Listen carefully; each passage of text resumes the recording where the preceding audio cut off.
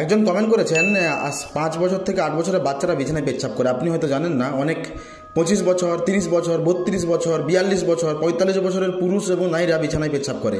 এটা একটা রোগ, লজ্জার কিছু নেই। ওরা স্বপ্নে দেখে বাইরে কোথাও পেচ্ছাপ করছি, কিন্তু হয়ে যায় বিছানাতে।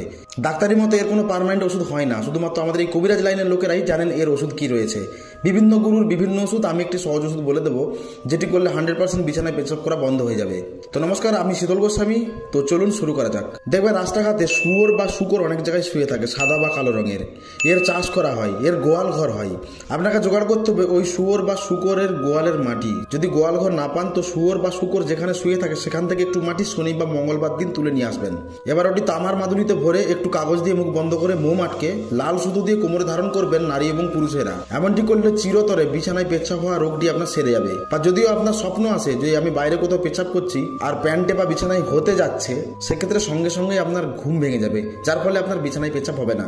শুয়োরের গোয়াল ঘরের মাটি হলে ভালো হয়। যদি না পেয়ে থাকেন তো রাস্তাঘাটে যেখানে শুয়োর শুয়ে থাকে সেই স্থান থেকে মাটি তুলে নিয়ে এসে তামার মাদুলিতে ভরে লাল সুতো দিয়ে কোমরে ধারণ করবেন। লাইক সাবস্ক্রাইব অবশ্যই করবেন।